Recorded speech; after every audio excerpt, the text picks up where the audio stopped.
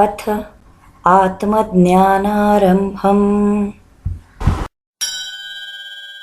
अर्हतात्मज्ञानं सहजैव साध्यम्.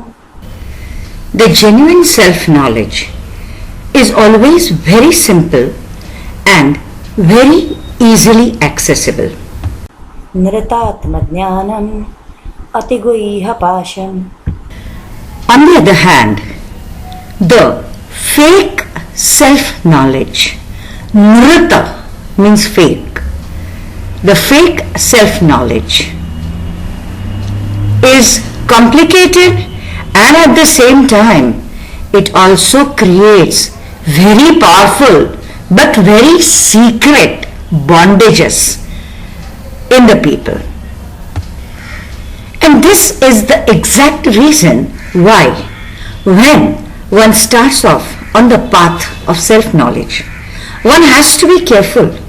There are lots of tests which one must take in order to check out whether the knowledge that they are being shown or they are being given is actually rita means genuine or nrita means fake. We have to test it because there is a simple yardstick which any common man can apply. See, you don't have to be enlightened in order to apply this simple yardstick. Something which is genuine need not be hidden, need not be kept a secret. Secret always has some kind of a dark lining around it. Something that is true, something which is genuine, something that is authentic is always open, available to everyone. One can easily access it, one can easily know it. So, if somebody tells you that, well, this is something which is a very high secret and you need to do these things in order to access it, understand that is a nritatmajnanam, fake knowledge which comes with ati guhya pasham.